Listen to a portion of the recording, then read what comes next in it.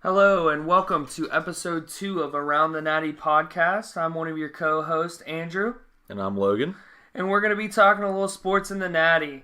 We got a good lineup here. There's a lot of good stuff that has been happening in Cincy sports, and we're going to dive right in. We have some coaching changes in Cincinnati with Zack Taylor coming into town. Obviously, we can't go into details about that with him being in the Super Bowl and everything, but we do have some OC changes, so we're going to go ahead and dive right into the Bengals.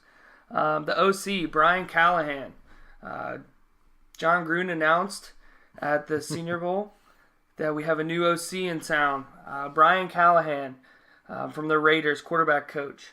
What are your feelings about Bryan, Logan? Well, so I think that this is something that, again, brings about more questions. I think it's exciting in that we have just another person who's never called plays before. It'll be interesting to see how that dynamic works with Zack Taylor, who he himself has never called plays before, other than the few games he was with Miami. Right. So I think that this is going to be an interesting dynamic for sure, and I think that it gives you some idea of what that staff's going to look like. I know it kind of brings about questions as well as if Bryan Callahan's dad would be coming over as the offensive line coach potentially. That's something that's been rumored. I think the funniest thing about this whole thing is that John Gruden was the one to actually give the announcement, right. Which is a little unorthodox, but we can't have any kind of announcements officially until the Rams are finished here. So coaching changes. The head coach can't be announced since he's still in the playoffs, things like that. But I don't think that was John Gruden's intentions. Obviously, he was getting grilled with questions at the Senior Bowl, being one of the coaches there. So, they're asking about obviously some Bengals reporters were grilling, trying to get some answers. And they asked the right questions to get him to announce it. So, yeah. Obviously we fully expect Zack Taylor, being the offensive mind he is, under McVay, he's going to be looking to call the plays here and call the shots. Yeah, I think so. And, I like what McVay's done with his offense. Obviously, he's turned Goff into this quarterback that a lot of people didn't think could be the way that he is at this moment. So I'm excited to see it. He's cut from that same cloth. He's got that young, offensive-minded, fresh cut that we're looking for, or that the NFL is looking for. Yeah, and I think the biggest thing for me is, how are these guys going to be able to utilize our stars? I think that one of the biggest complaints from my perspective, and also things that you hear, is we got to find a way to get our best players the ball, and there's no reason that we can't be a New England or be a LA where we're utilizing both Joe Mixon and Giovanni Bernard, as well as getting AJ Green, who is your best player, the ball. And finding ways to let your playmakers go out and create opportunities for you moving forward. I think that's something that will be the big focus going in, and seeing if they're able to creatively go in and make those changes to help facilitate an offense that allows your best players to go out there and make plays. Put simply, with a quarterback like Andy Dalton, who I think is good enough to win with, but isn't necessarily he's not elite enough to where you're going to win because of. Yes. When you have that situation, you have to find ways to be creative and get those guys the ball.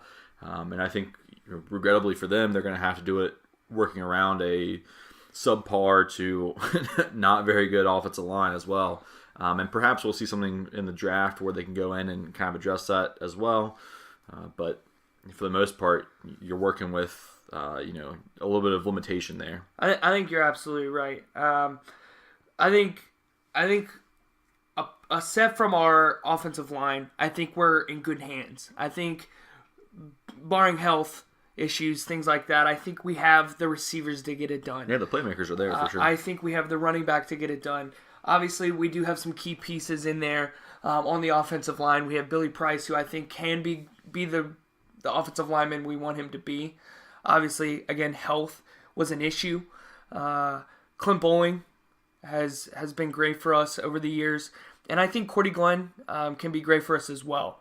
Health towards the end there, and sometimes, health has been an issue for him.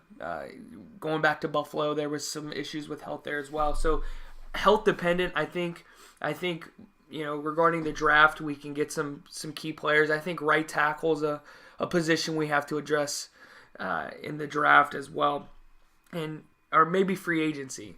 So with this new coaching change, we may have a whole new philosophy, and that's something we don't know yet. Yeah. Well, I think that's one thing that Frank Pollock mentioned. Frank Pollock being the former offensive line coach for the Bengals, mentioned about Bill Lazor, who was the former offensive coordinator for the Bengals. His scheme and system was offensive line friendly, is what Frank Pollock called it. And I think that, creating and being dynamic in the way that you can disguise your weaknesses to a certain point. Like, obviously, at the end of the day, they have to come out and play. They have to come out and protect the quarterback. You can also call plays and design the offense in a way that kind of helps alleviate some of that, pressure that you're going to see otherwise. And honestly, my biggest concern is center and two guards, because you can't have pressure coming up the middle. I can live with Bradley Chubb or Von Miller coming off the edge, because that's going to happen regardless. Right. I mean, and I think that the one thing that offensive linemen always say is that, hey, those guys get paid too, Yeah. So on the other side of the ball, and so finding ways to just protect your quarterback, because let's put it simply, if Andy Dalton isn't healthy, you don't have a chance. So keeping him healthy, again, as I mentioned before, and I hate to beat a dead horse, but getting your playmakers the ball. And based on what we saw in LA, I think they're going to do that. The one thing that scares me a little bit is, obviously we saw, you might argue, regression in Derek Carr in Oakland, and that offense struggled. And you and I talked off the air about reasons for that. I mean, they had two rookie tackles starting. That's always a tall order and a tall task to manage. They had little to no playmakers out there. I mean, their leading receiver was, what's his name? Oh goodness, Amari. No, but before Amari, I can't think of the guy's name off the top of my head.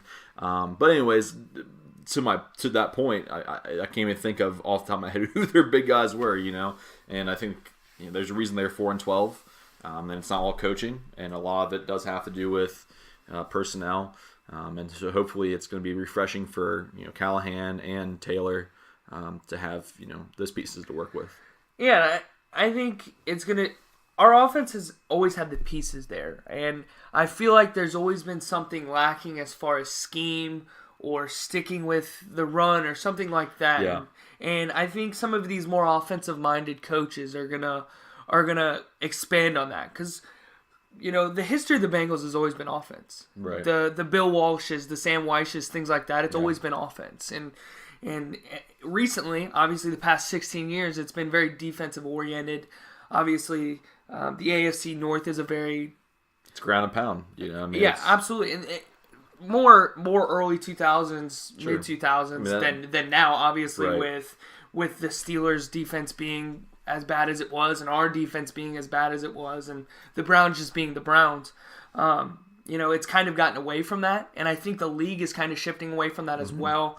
Because we see, even with the elite defense of the Ravens, they can't get over that hump without, an offense that can put points on the board. Right. And I think regardless of if you think the coach is qualified, or you think that we should go with somebody a little bit more qualified, I think going in an offensive direction is crucial to success in the league at this point. Well, and I think for me, one of the biggest things is I need to be able to know that my coaching staff at halftime are going to be able to make the adjustments, or throughout the game are going to be able to make the adjustments that need to be made. Obviously you come in with a script of plays, with a game plan. Well, sometimes it just doesn't work out, and I think that's one thing I would complain about under the Marvin Lewis era. It was hard to find and point out times where, okay, they're taking this away from us, so now we're going to go out and do this, and adjusting on the fly. And I think that the great coaches, the great teams, they do that. I mean, and I hate to say it, but New England does that. They take away your weakness, and if you take away their strength, they're going to go ahead and adjust at halftime and make you pay for it. And so being being able to win in multiple different ways is really important. Yeah, and like I said, we have the tools to do that.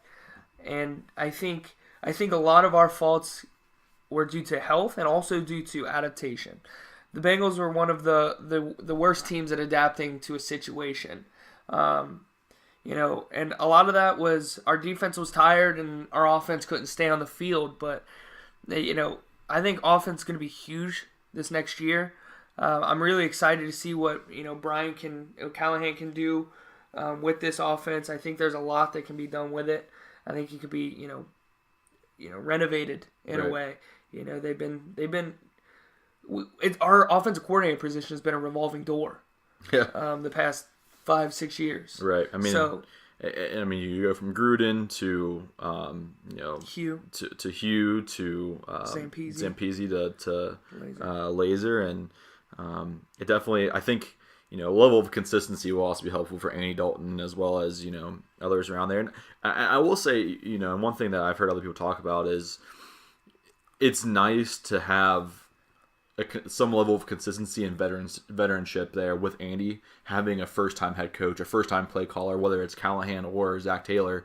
This is a guy, he's seen everything at this point. And Tom Brady mentioned this. He said something to the effect of, why would I quit now? It's just starting to get easy. I'm starting to see, you can't show me anything I haven't seen before. And Andy Dalton in his 8th season, is this correct? Yeah, I mean, at this point, you've seen everything there is to see. The game should be slowed down for you. You can add insight that perhaps, Taylor will benefit from as a first-time head coach and play caller. And, I think that it's something that is beneficial, and I know that some people are calling for, it's time for a change at the quarterback. Well, you know what? I think that Andy Dalton deserves a chance to show what he can do under a different system, under a different coach, and with a different voice. And I also think that's true, but his contract is nothing. Right. He has a very cheap contract. I think Yeah. I think it's underpaid, in all honesty, and I think, that shouldn't prohibit us. I think him being a veteran and being very good for us should not prohibit us from maybe drafting a quarterback and having him sit for a year, 2 years. If we find somebody that we think would fit our system, and just because we're stuck on Andy, doesn't mean we should pass. Well, I think you're right in that. Obviously, you look at Kansas City. They had Alex Smith. That's a very stable quarterback. He's been a Pro Bowler. You've had success in the playoffs with him. Right. But they went out and got their guy, Patrick Mahomes. Right. And they, obviously it's time for a year, and they're in the AFC Championship game this year. So I think that, to your point, if your guy's out there, you go and get them. Yeah. Now, for me and for my money, Dwayne Haskins isn't my guy. That's just right. But again, maybe they see something in someone else. Patrick Mahomes wasn't a big name either. It was not at all. And then he was at a very underperforming Texas Tech team with Kingsbury at the helm, and Kansas City saw something in him. Obviously, saw the raw talent that many other people missed or weren't talking about. And Andy Reid, I mean, that guy's he's unbelievable what he does with those guys. Well, let's not act like Patrick Mahomes was slept on. He's still a first-round pick. Right. Right. It's not like he's some scrub that they took from off the bench. Sure. People saw the skills. Maybe they didn't see it as refined as they'd like it to see. But right. Again, he's a slinger, man. He can go out there and he can make the plays that a lot of people can't make. Right. Well, and I think that's one thing I'm excited about too with this coaching staff, and hopefully, Mike Brown is going to be able to give a little more leeway in terms of the personnel to Zack Taylor. And look, I would argue that in years past, Zack Taylor would have no say over who the staff was going to be. Marvin Lewis a lot of times was working. Even when he inherited the team, the offense coordinator was already hired. Bertowski, yeah. And they said, this is your guy, and you're going to live or die with him. And you're seeing a little bit of change there within the organization, which I think is great for us as fans. It's great for the organization itself. And with that being said, hopefully he's allowed that freedom to where if he says, this is my guy, he's allowed to go and get him. And I'm tired of, our coach making decisions making decisions based on being afraid to answer the questions about them on Monday. I'm not about, saving people's feelings. You're a professional. Andy Dalton's a professional. He understands the game. He understands, that if you don't perform, it's about what you've done for me lately. And if you aren't performing, we got to look at a different direction, and I'm completely okay with that. But again, I think for this year, I think it's reasonable to say that Andy Dalton's your starting quarterback. He's your starting quarterback pretty much all season, barring injury, and I think that your success lies with him. So you have to be able to root for him, obviously, because without him, we aren't going very far. And I don't think that's a question in that locker room. Obviously, after the draft, we'll have a little bit better idea, but I think we'll see Andy Dalton on opening day next year. Another thing I kind of want to talk about is the kind of dynamic that we have going on in the Super Bowl here. We have the Patriots who don't pay their players very much, and it's more of a kind of a system thing. Right. We see them underpaying their players, and everybody's kind of retained and stuff like that, opposed to a Rams team where our coach is coming from. Zack Taylor's coming from the Rams, who, when McVay comes in, they go out and they spend a buttload of money. Yeah. They get Whitworth, they get Peters, they get Talib. And And Ndamukong Suh. Big names. Yep. Big names, a lot of money that they spent. Now, is this something that Zack Taylor brings over to us? And is that something that Mike Brown's willing to accept? That, I think if we see the Rams go out here and dominate in this Super Bowl, I think we see the league open up. Because, free agency's a gamble, or it's seen as a gamble at this point. Mm-hmm. You spend a lot of money on a player, and he doesn't make that big of an impact. Next thing you know, you've spent a bunch of money on something that didn't pan out. Right. So I think if we see the Rams succeed here, and we see Zack Taylor and McVay and all these people kind of prove that free agency works, just like the Eagles did last year. The Eagles went out and spent a lot of money in free agency too, and they win a Super Bowl. So I think we're seeing a shift here, with the great system in New England and stuff like that. I think if they go out and win a Super Bowl here, the Rams, I'm saying, I think maybe we see Zack Taylor try and nudge at Mike Brown and say, hey, there's some good players out there that, if you're willing to pay a little bit extra, can put us over the top. Right. Well, and I think the important thing with that is spinning smart. Everyone's, and we all fall victim to this. We always want the big name, and it's not about getting the guy. It's about getting the right guy. Right. And I think if you get the right guy, you have a much better chance at succeeding. And I think that that's where you see New England is great at that. I mean, take Rex Burkhead, who was a third string running back on this team, and he's their premier back now. Yeah. And again, it's because he fits their scheme. We always talk about, and people always want to, kind of downplay the Patriots because they don't have skilled players and their quarterback's old. Well, it works in their system because they're the right guys, and how good you are. And I think I should say, I guess it's an art in picking and being able to define who you need, what they bring to your team, and is it the right skill set. It doesn't have to be the most talented guy. It doesn't have to be the guy where you give a max contract to. It doesn't have to be a guy that takes up a bulk of your cap space. It just has to be the right guy. And so let's see how they are evaluating talent. This will be the first draft that they work on as a staff, and so that's going to be huge. And we do have a few picks in the draft this year. Hopefully, this will be the highest draft pick we have for a while. I know last year, obviously, we traded down, which I thought ended up being a great move. So let's see how they handle this going forward. Absolutely. And, I'm excited to see what Bryan Callahan does. I'm excited to see what Zack Taylor brings, a fresh new look at our Cincinnati Bengals here. But with that, they're not the only Cincinnati team making moves. Right. We got the Reds. The Reds have been probably the most exciting team in baseball this offseason. Yeah, did you see that Forbes article they released about why everyone should be a fan of the Reds right now? Absolutely. Yeah, they're in a system where teams are kind of tanking for the future. I'm excited that the Reds are taking a proactive approach. They're going out, they're building a pitching staff around an offense that has been pretty potent. Yeah. The Reds have always had a potent offense with Scooter and Votto and Suarez, and Peraza's coming around. And, I'm really excited to see what happens when we get a decent pitching staff around them. Yeah. It's not going to be a great pitching staff by any means. Obviously, we don't have, huge names or anything like that. But, with the addition of Sonny Gray, we do add a former Cy Young winner, which is something that is pretty exciting for the city as well. And I'm excited to see what they got going on this season. Well, he's reunited with his pitching coach from Vanderbilt, who he brought over from Milwaukee this year, and obviously he's really excited. If you've heard any of his interviews, we definitely can hear his excitement in his voice. And to your point, I think we have a very deep staff. I think this is, and maybe even the deepest staff in the league as far as 1 through 5.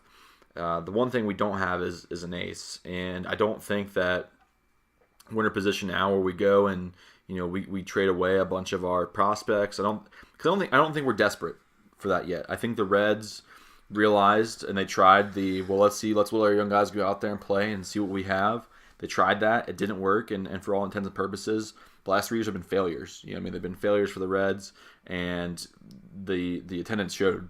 And I think the Reds realized that, and shout out to the Castellinis and that organization for, recognizing that, hey, they're losing fans at an exponential rate. They have record low numbers in attendance. We need to do something different, and I think they've done that. Obviously, with the addition of Sonny Gray, as you mentioned, you get a former Cy Young winner. You get a person who I think can at least eat up innings, and it brings about an interesting starting lineup or starting rotation for us. And I think that there's also some hope for some of the young guys. I mean, for parts of the year last year, Anthony DeSclafani pitched great. For parts of the year last year, Tyler Mahle pitched great. Luis Castillo pitched great. The regrettable thing is they couldn't put together a full season of excellence. But we saw stretches from all those guys, especially Tyler Mahle. The first 20 games of the season, every 5th day, you were pretty much banking on a 1-run, 2-run game. I mean, he gave us multiple quality starts at the beginning of the season. And I think once maybe was it May or June hit, he kind of fell off the cliff there. But prior to that, he was pitching great. Looked like a guy that could be definitely a big part of the future. And we'll see. We'll see about Sonny Gray. I think that it's one of those things where I always say, and you and I kind of again talked off the air. For me, I look at WHIP as a huge indicator of how well someone's performing, and you look at career for Sonny. He's at 1.247 career, and last year only 1.496. So even though his ERA was up, his win-loss record wasn't where he wanted to be. I think he's still very capable of being at least a contributor to the rotation. And again, I don't expect him to come out and give us Cy Young stuff and ace stuff, but I definitely think he is going to be an effective part of the rotation.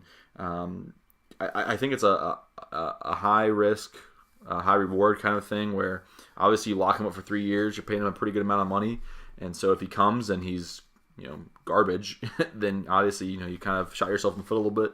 But best case scenario, he comes out and pitches like he did in 2014, 2015 in Oakland when he was an all-star, Cy Young winner, and a consistent ace who every 5th day you were pretty confident going in you're going to come out with a win. Well, one thing I think is really important, I think it's something you stressed as well, is we're not giving up our future. One thing I think the Reds have done a great job of is not giving up their future. We've gone out and got some quality pitchers, and we haven't given up, Trammell or Senzel or anybody like that. Right. We're giving up some decent prospects, but we're not giving up our future. We're not giving up MLB ready players. Right. Senzel is going to compete this season. He's going to get some playing time, barring injury. He might even be the center fielder, depending on how free agency continues to play out. Right. And, we've gone out and got some quality pitchers. Tanner Rourke is a quality pitcher. Yeah. Alex Wood is an all-star and a quality pitcher. Sonny Gray, Cy Young winner, quality pitcher, all-star.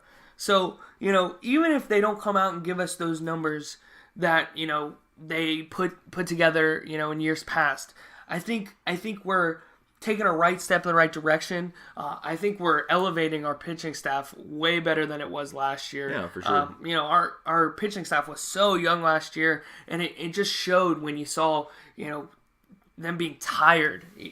They started strong, and you could tell that the games were wearing on them as we couldn't get innings out of them. Right. Well, and I think you saw that it also put an additional stress on the bullpen as well. And so you saw guys. Our bullpen last year was really good. Yeah. It was quite excellent. towards the end of the season, I think those innings that they had to eat up as a result of our starters only getting 2 or 3 innings, kind of caught up to them. But now you don't have that. And last year we missed a revolving door between Louisville and here. We were pulling up guys left and right who weren't ready to pitch at this level, perhaps never will. But we were having to plug them in just to eat up innings because that's what we needed. This year you certainly want to do it because you have guys like Sal Romano, Amir Garrett, guys who have pitched in the starting rotation previously, who now can be used out of the bullpen. Maybe they are a 5th guy. We'll see. I don't know. Right. We kind of have to see how that plays out. But and even Tyler Malley and Anthony DeSclafani and Lorenzen. I mean, you have guys who obviously have experience at the major league level, right? And in both in starting roles and in the bullpen, are coming out of the bullpen. And so again, I think it just speaks to the depth, and I think as a Reds fan, something to be excited about. And again, you and I had talked in the last episode about what we thought projected wins to be, and I really think they're probably like a 78-win team, but they're still an interesting team nonetheless. And I think that it's something that we can definitely see. And you know what? Hey, maybe we get to the trade deadline and they're buyers. And it would be the first time in a long time we're buyers rather than sellers at the trade deadline. And maybe they go out and they do go get Corey Kluber if they're a couple games out of first place or even in first place and kind of fighting to maintain that, or someone else who might become available at the trade deadline. We'll see. Yeah, we're talking about this rotation, but let's get down to the brass tacks about Sonny Gray. He's the hot new name in Cincinnati, and I think something that's going to be really beneficial for him is to get away from the big market team. We saw it with Matt Harvey last year. We saw improvement getting away from the big name team, getting away from New York. One thing I've seen a lot of people talk about is the environment there at Yankee Stadium. Obviously, Yankee fans are a unique breed.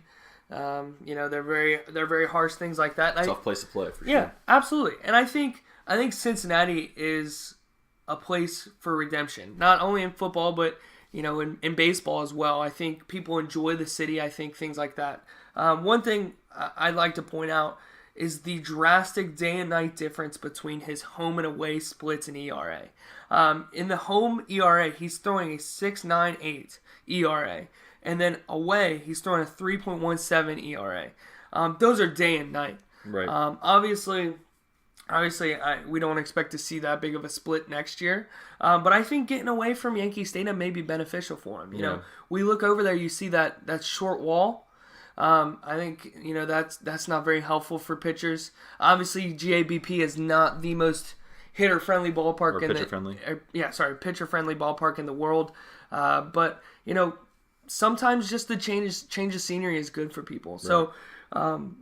Obviously him having David Johnson as his pitching coach, getting back to his roots from Vanderbilt. And one story he shared shortly after being traded is JPP is the first ballpark he ever visited with his father. And did you hear that one thing you remembered about it was chili? The funky chili. Yeah, isn't that funny? Yeah, I love that. So I obviously want a guy who wants to be here. One thing he expressed is he wants to be a place where he's wanted.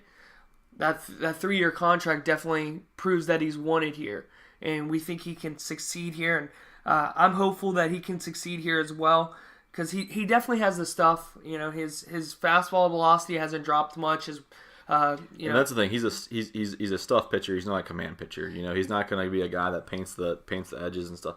He's definitely and one thing, his breaking ball is just nasty. I mean, he's just got a wicked breaking ball that, and the movement and his pitches are different every time, which is really interesting as well. And it's something that, they've really talked about that excites them as well. And I think that can be a variable, good and bad. But, and you mentioned, the hitter-friendly ballpark. Here's my thing. As long as you're not, the biggest thing is managing with guys on base. You're going to give up a single home run here and there in Great American. I can live with that. I mean, Mike Leake, good God, you would see 3 or 4 go over the fence every day. I think with the offense to compensate for a solo here and there, the biggest thing is what are you going to do? How do you pitch with runners on base? Because you can't be giving up 2 and 3 run home runs. That's the biggest difference for me. And so making sure that you're limiting guys on base, and when you have guys on base, making sure that you're handling that, and you're not giving up 2 and 3 runs at a time. That's going to be the most important thing for success for all of our pitchers, but especially with Sonny Gray. Yeah, I agree. And again, time will only tell how he performs for us and that rotation performs. But one thing I want to bring up is a big part of Reds history. Marty Brennaman, the Hall of Famer. The Hall of Famer, the man, retiring after a long time with the Reds. It's bittersweet. Obviously, he's put his time in, and he gets to go spend time with his family and do the things he wants to do. But it kind of feels like the Reds are trying to put together a run for him, don't it? Yeah, and you know what? I think it's this is the year. I mean, it's the 150th anniversary. What better way to send out the Hall of Famer? And it'll be sad. It'll be weird hearing a baseball game on the radio be called by someone who isn't Marty Brennaman. I mean, for years, obviously as long as we've been alive, and for the last 48 years, for those of you who may be old enough to have lived and listened to that long, Marty Brennaman is coming to our homes. It's what I know, rounding third, heading home, and this one belongs to the Reds. I mean, all monikers that he's defined, and one thing you can't think of Cincinnati Reds and not think of Marty Brennaman. I mean, goodness gracious, I worked down at the stadium and everything. There's a promo actually, and it's "Hi, I'm Marty Brennaman," and it's like the most annoying thing ever because it just plays over and over again. But again, I mean, it's just his voice echoes through the ballpark. It's coming in our homes through the radio. Marty Brennaman is Reds baseball. Absolutely, and when you think of Reds baseball and you think of the broadcasting, you think of the Nuxalls, and you think of the Brennamans. You think of that, and right. It's like you said, it is going to be weird, but we wish him nothing but the best. And we're excited to see who takes his spot. I'm a little nervous. Yeah, it's going to be we'll huge shoes to fill. Absolutely. But with that, we are going to go into a little bit of UC basketball. We didn't get to it last time. So we're going to go ahead and pick up there. I'm going to let you take it away, Logan. Yeah, so UC actually just had a big game against Tulsa last night, and Jaron Cumberland leading scorer there at 23 points. Justin Jennifer not far behind with 18. 6 threes actually for Justin Jennifer as well, which is pretty impressive. And I think that it's funny because I hear from UC fans, everyone's complaining about this team, and I think that UC fans have become spoiled because if you don't remember after Bob Huggins, well, even when Bob Huggins like last year and after he left, I mean this program was in shambles, and so we've become spoiled with having contenders essentially every year, and definitely at least tournament teams every year for the last 4 or 5 years. And I think the most interesting thing about this team is that this might be the best offensive team we've had in a long time. I mean, you have Sean Kilpatrick, obviously, who's a prolific scorer, but after that, you really didn't have many options. And Justin Jennifer's come out. He is the second highest assist to turnover ratio in the NCAA Division I, which is amazing. Jaron Cumberland, who, while I would say is somewhat inconsistent, I mean, when the lights come on, the big games are happening, he just puts out and he just shows out. And then obviously, I even with graduating Gary Clark and Kyle Washington last year, we still might have the best. Evans. Yeah, Jacob Evans, but we still might have the best front court in the conference. UC's got a tall task moving ahead. They've got Houston still twice. They still have to go on the road and play, Temple, and Temple's the next game actually. So a lot of big games on the road coming up, and we'll see how that goes. But yeah, and I think a lot of people are. Yeah, like you said, spoiled by this team. They're a 3-loss team. Obviously that big loss to ECU hurts. Ohio State was a tough loss. But I think you remove that ECU loss and it looks a whole lot different. It feels a whole lot different, don't you think? Well, I will say so. I mean, Ohio State's on like a 5-game losing streak right now, so that kind of hurts. That hurts us a little bit. But obviously, Mississippi State is a hell of a team. They're going to compete for the SEC championship in the tournament, I'm sure. Obviously, last night we played a Tulsa team that's really good. That's a top 100 win right there. Now, obviously, I think after that loss, they'll probably follow the top 100, but that's a top 100 win right there. And then, you do have an opportunity to play Houston twice still, who is a ranked team. And so that can definitely help you out in the future as far as, seeding goes for the tournament. But I do want to talk a little bit about this next game coming up and kind of preview that a little bit. So we've got 15-4 Temple, third in the American Conference, behind Houston and Cincinnati. The biggest thing and the biggest challenge is, they've got 3 guys that are scoring in double figures. There's not many teams, not many teams, especially in the American Conference, that you can say that about. It presents a big problem for Mick Cronin and the Bearcats, and I think that traditionally Mick Cronin's team, their defense is not something you got to worry about. This year, it's been a little bit different. I think the offense has been producing fairly well, while inconsistent. They've been putting out and showing out pretty well, but the defense, has been lacking here and there. We've had teams, ECU, for goodness sake, were lining up for on us from the outside. We had no answer. But I think that as we go throughout the season, we're going to continue to see more and more of Mick Cronin style and UC style basketball, and hopefully they kind of get that figured out. But again, three guys scoring double digits or in double figures for Temple is going to be a tall task, and this is a must-win game on the road. You can't, if you give this up, you're dropping major seeding in both the conference tournament as well as the NCAA tournament. Yeah, and I think it's really important that they get back to their roots. UC's always been a defensive basketball team, and I think defense is what keeps you in a ball game. Obviously, you got to go out there and score the points, but UC's lower scoring games. You watch a UC game and it's 60 points to 50 points or something like that, and that's just UC basketball. That's how it's always been.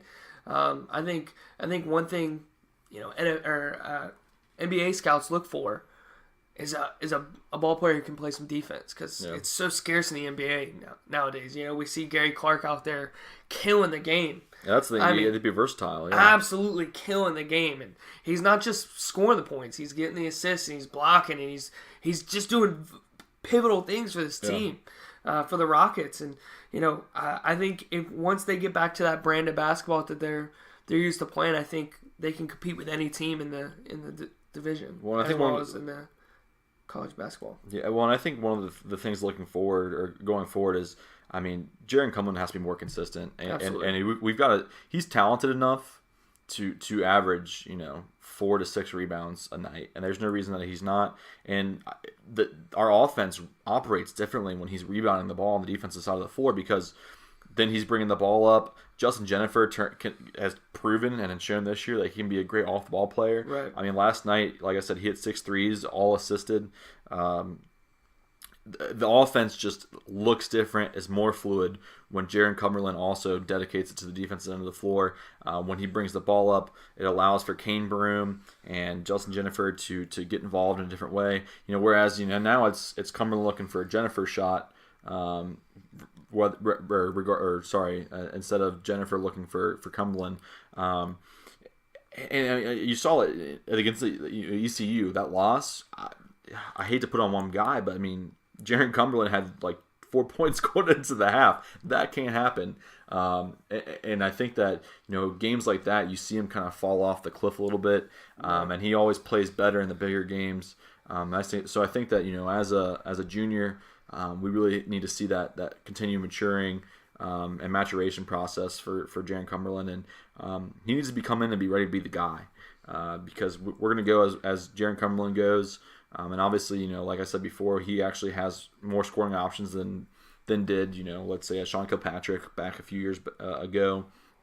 But yeah, like I said, I think we go as Jaron Cumberland goes, and I think that he has to give effort all the time, and not just in the big games. It has to be, even when we're playing, a South Florida or what have you, you got to come out and play your game.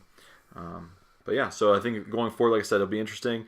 I think that there's no reason the Bearcats can't win this conference, or at least make some noise in the conference tournament, give Houston a run for the money, and if they do, I think that sets them up well for seeding in the tournament. No, I absolutely agree. Yeah, I agree with everything you just said. Do you have anything else that you'd like to say about UC? I think it's gonna be it for me, man. I think that, like I said, hopefully we can continue to see some great basketball here for the Bearcats. And aside from that, I do just want to quick say thank you guys, everyone who listened to last week's episode. If this is your first time, thank you so much for tuning in with us. Please leave a comment, like the video. We also now have a Twitter. The Twitter handle is @AroundTheNatty. Please go and follow us on Twitter. It's a great place to interact with the show. We'd love to get some questions and do some Q&A with you guys. Absolutely. And I think we are actually working on securing a special guest for the next episode. Yeah, we have a inside look at some UC football that we're thinking about getting on the show. Played under Tuberville and Fickle, so I think that'll be a good look and give us an insight at some of the players and kind of the culture there and that switch going on. But we got some good stuff going ahead. It's definitely been an exciting offseason in both football and baseball. We've got some good content and some good movement from our teams. It's looking to be an exciting year for both baseball and football. Don't you agree? Absolutely. And I think that there's definitely reason to be excited in being a Cincinnati fan. And hopefully moving forward, we continue to see the fruits of our labor being bred. And like I said, I think this is the most excited I've been going into a baseball season in a long time. Absolutely. As well as football season, but it's fresh. Yeah, absolutely. But other than that, I do want to thank everybody for coming in and listening to us and talking sports with us. We would love to field some questions from you. It'd be a lot of fun to get some interaction here. But other than that, I don't have anything else. You have anything else? I think that's it. Alrighty, well, take it easy, guys. Thank you so much. I've been Andrew. And this is Logan. And thank you for joining us.